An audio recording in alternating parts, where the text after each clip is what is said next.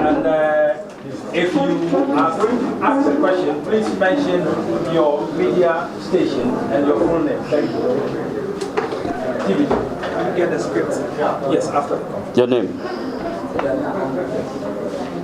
My name is Fred. Your name is? Soya. You made so many submissions concerning the state of the economy. If you are giving the nod by the Ghanaians. If you can speak a bit louder because the If you are giving the nod, yes, Ghanaians, yes. 2 years to rule, what would be your initiative to change the fortune of the economy? All right, thank you. Next one. Yes. Yeah, my name is Barry Masagwa. I work with Atinka FM at Atinka TV. My question is, Mr. Yariga was blaming the media for being silent. Sometimes when I hear these comments, I find it very serious to believe. But I want to ask if now the politicians want to decide for us as to what we should do, because we know what to do and what to do best. Yet, anytime, for the benefit of politicians, they always want to decide. And one thing I've noticed also is that politicians in this country are the problem of this country, Ghana. Because as you're speaking, giving all the best ideas, you go to the MPP and they'll tell a different story. You go to NDC will tell a different story. And this has been here from time immemorial. When shall we stop the blame game, so that Mr. Yariga will give the best ideas and pieces that are given to us here to support whichever government in power, so that we can help? Maybe Mr. Yariga have done something and been neglected. Thank you. Thank you very much. Third question, before I answer. Okay. Yes, so let me answer Mr. Sawyer's question. That 2 years of power, what will I do? 2 years is 25 months. And I'm sure if you know a baby of 2 years, you know that she can talk, walk, eat, and do a lot of things. We as Ghanaians have abandoned the core values of what a Ghanaian is supposed to do. Over the years, we have had power, and what do? Instead of using it to transform our agriculture, transform our educational sector, attitudinal change of our concept, believing in the Ghanaian people, investing in Ghanaians, what do?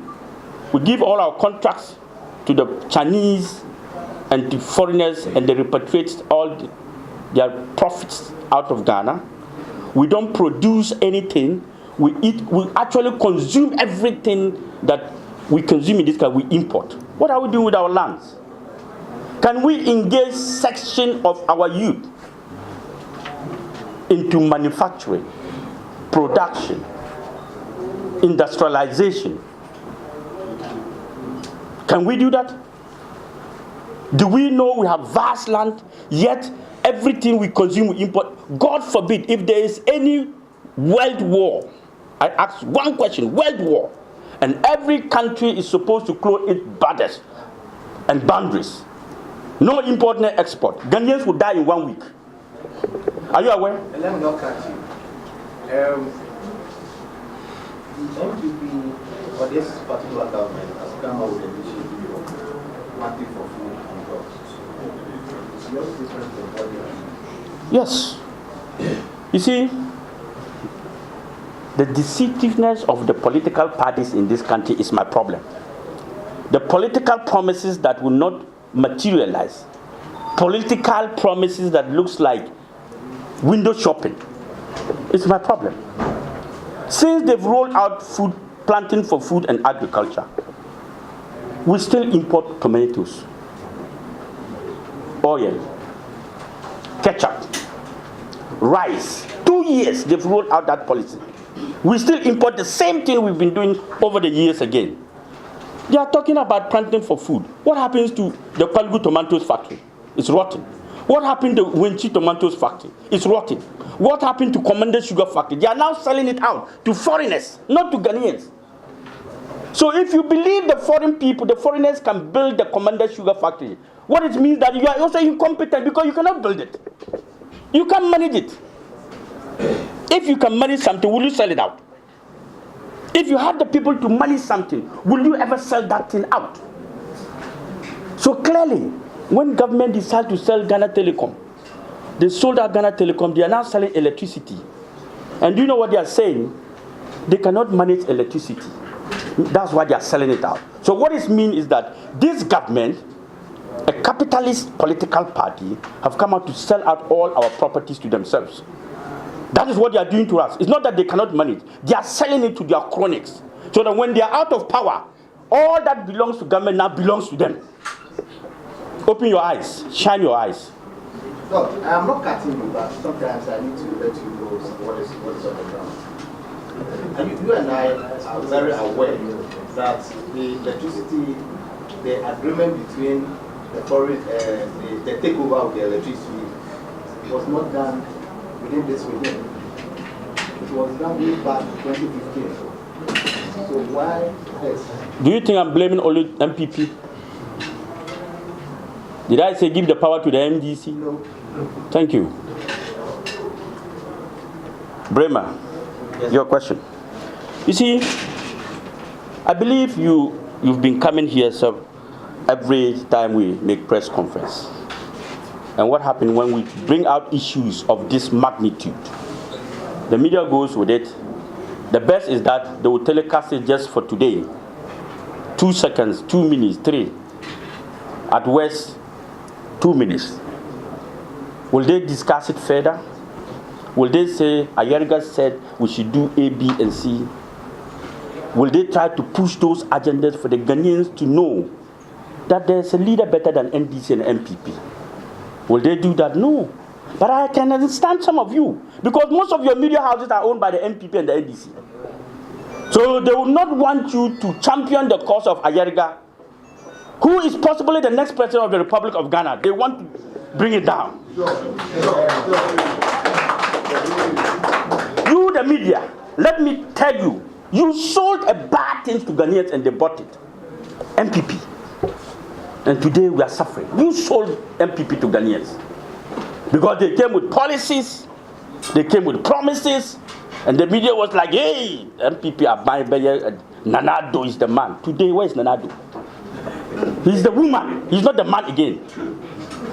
Today, look at all the qualities Nanado has as a candidate.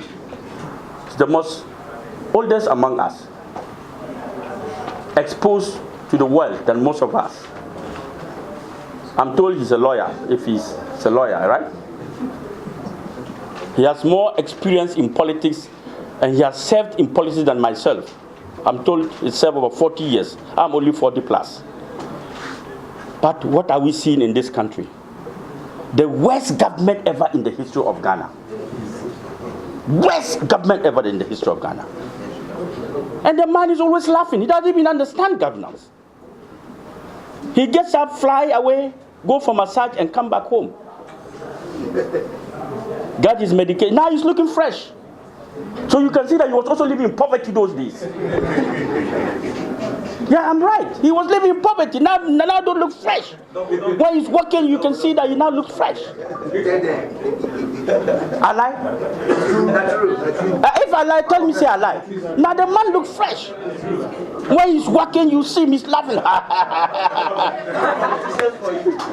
That is our politicians for you. And if we don't change them, they will continue to look. What does it cost Ghana to change NDC and MPP? How much is it going to cost us to change NDC for once? For once, let's fight for this change. Take these two parties away and see. Give another political leader the chance and let's see. Is it not better to try that one than to be swimming in the same MPP and NDC chalawate and football? What are you waiting for? You have a young man like Hassan Yariga, very dedicated, competent. And you are waiting for me to become like Nanado and you give me power. I don't want it. I don't want to be old before you give me power. Because I can't work then. I'm too old. I'll be too old to work if I'm 70 and you give power to me. The only thing I can do is to advise, but not to be a president. And that's the reality. Let's be honest. Your father at 70 is in the house sleeping. And every time they clean him up, Nanado, you are giving him injections, so he's always fine. So let's watch out. The future belongs to all of you. And when we keep on playing the game of the NDC and the MPP, you will also be in that shithole, like this guy said, what is President Trump said. You will still be in that shithole because you will never come out of that shithole. Let's change. We need to change, not because I want that change, but because you deserve that change. Me, I'm fine. Oh. Look at me. I've even now reduced nicely to look like 16. Am I right? You're right. I'm fine. But how many of you are fine? Stop laughing. It's not a joke. You are suffering. When you get up here, some of you walk home. I'm honest. I'm being honest. Don't laugh. They will come. As for the media, as for you, those of you who come here, you don't know what is happening. The MPP will go to your offices and pay monies to your big men. So that when Yariga and co, when we make our press conference, it comes out, they say, oh, after Yariga, don't play that one, play something. Because they have corrupted section of the media. They pay them money to be mute. Don't accept that money. Because you are selling out your own conscience and your country out. Speak out, be bold like Hassan Yariga. Nobody can do you anything, nobody. No shege. Nobody. Be bold. And let's make one decision right for our country. You people don't know that the world is watching all of you? CIA is watching all of you. Whatever you are doing, they give report out. You're right. They're watching all of you. That is why they call us shitholes. Because we have sense and we don't use it. We have the brains, we don't make good use of it. We have the skills, we have abandoned it. You think if we have an all-inclusive governance system in this country and not the winner takes it all, you think we'll be where we are? Most of you think you'll be sitting down here in this office. By now, most of you have been given big positions to manage certain sector of our economy. But because you don't belong there, you're not given that opportunity. Not because you cannot do it. Not because you're not qualified. But because you're not the puppets of the politicians. Look, on the culture of silence. So, as media men, if you want to do the right thing, let's begin to give equal opportunities and equal platforms to politicians who want to sell their message. I have brothers in the MPP. I have my own brothers who have joined the MPP, and they are regretting. And once there's regret, automatically there's a failure. Anywhere there's regrets, watch out, there's failures. Thank you. Yes. My name is Maxolotu from Yariga. Yeah. Yes. Look, when the Vice President announced the reduction on benchmark values, the importers, the shippers were happy. I want to know your take on that. And then secondly, we can see that you have best ideas to transform this country. Now, will you accept appointment from the government to work so that you can implement all these best ideas? Second, this one is mine. Yes. Okay, go ahead. My name is Kofi Juma from Omi TV. What TV? Kofi Juma, Omi Yes. TV. Oh, yeah, Kofi, Yes, sir. I realize that these MPP and NDC, when they come to power, they have their own media house that they cover themselves with. So if you are neutral to penetrate through their private media houses to maybe fish out the good news or whatever you want to publish, they will not allow it for you. Yeah. Let me ask you this: are you ready also to do certain? I want to give you the nod or not. And what idea are you going to give it to us so that we can also, with the private one, that we are not belonging to the NDC and MPP, the idea that we can fish out the bad thing that they are doing so that we can also publish it out for the Ghanaians. All right, thank you, Kofi. Third person. Your name and the media house. My name is Dr. Marcus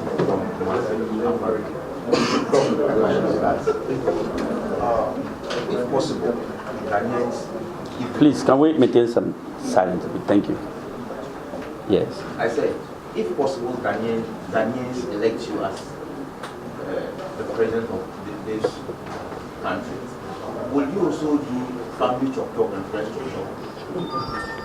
All right, thank you. Let me take the benchmark, the value of when NDPP came to power.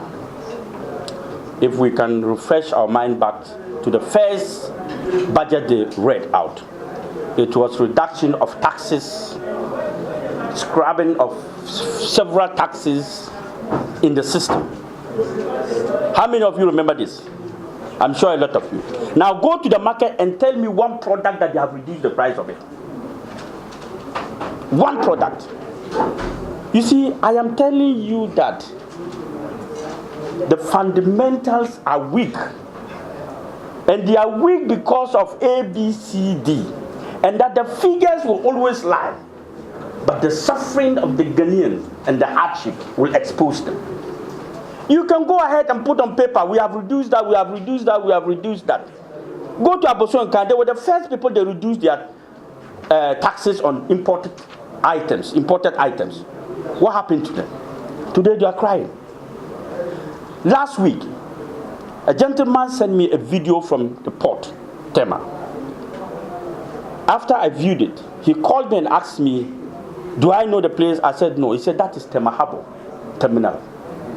I said, and it's empty. He said, yes, it's empty.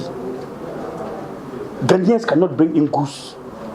Taxes are high, import duties are high. They cannot do anything. So the market is dry. And that, can I speak about it? I said, you want me to speak about it? He said, yes.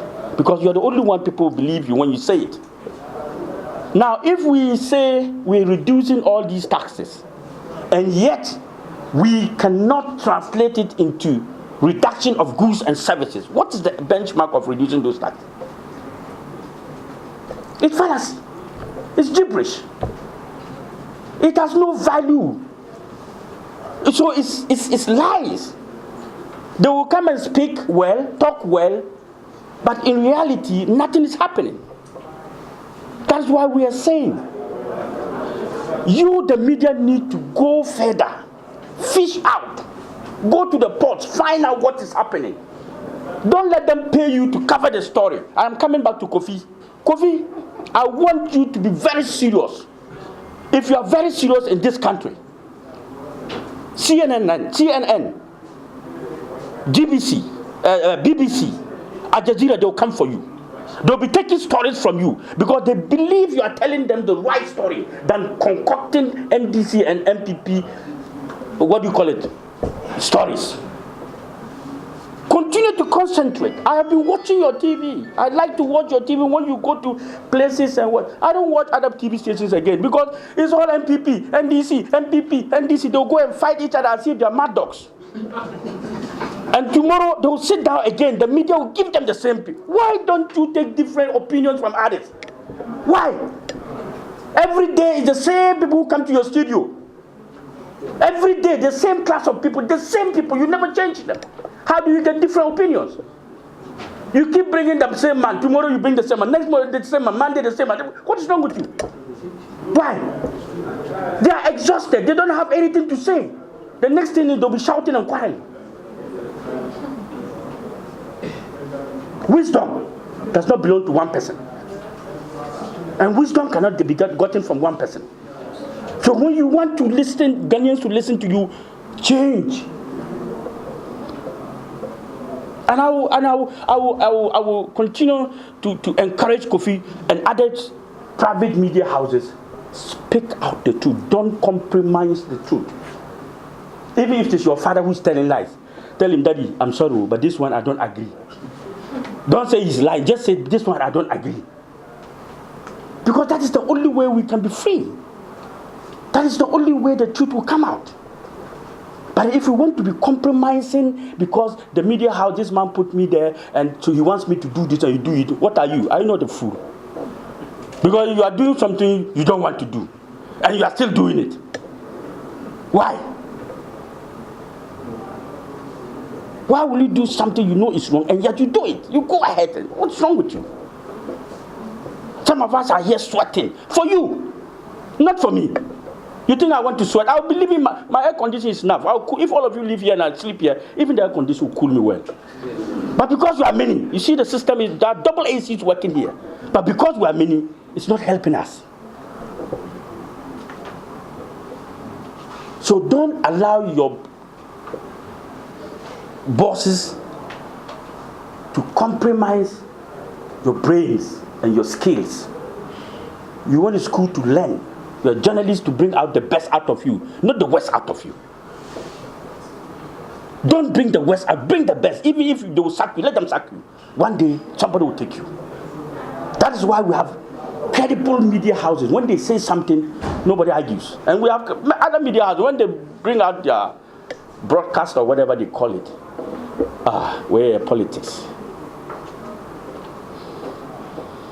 The last person spoke about Upper radio. What was the question? Friends and family. You know, it is bad to run a government of friends and family. Do you know why we run a government of friends and family? Because their motto, you see our motto here, it says all-inclusive governance. But their motto is winner takes it all. Winner takes it all is a military regime in disguise. That means that you are the boss. You decide who you want to appoint at any time. But the all-inclusive governance concept gives you the room, the space, to bring in an NDC man, bring in an MPP man, bring in an APC man, and bring in the media to work without necessarily doing friends and family. Friends and family government has never helped any government. Or you don't know. Because they are all going to eat on the same bowl, chat the same thing, discuss the same thing, and get up and go, and sleep and drink. But an all-inclusive governance gives people to come with different views and opinions and skills and talent and knowledge. But friends and family, I'm president. Tewia is my boy. Tewia, you there, go and take the Minister of Communication. Meanwhile, Tewia is done the head in Minister of Communication. That's why you see the Minister for Agric. Doctors are handling Minister of Agric. And when we had the Minister of Education, we put in what? What's his name? Napo? What is he? Is he a doctor or what? Medical doctor. Medical doctor. You see? And look at this government. The last press conference I told you that this government was recouping their investments, and businessmen that sponsored them were recouping back their investment. 2.5 years. This government has not been able to change from the 123 ministers. They have not been able to change one minister. You know why? Because the people who sponsored MPP in 2008 were different people, 2012, different people, 2016. So all of them are recouping their resources in order to be rich. That's why I told you that certain groups of the MPP are now richer than Ghana. You don't know? They are buying private jets. They are buying all the buildings we are having in this country, all the institutions. Very soon, Ghana will be left with nothing. All of you, the last thing is that you become 21st century slaves. Thank you very much.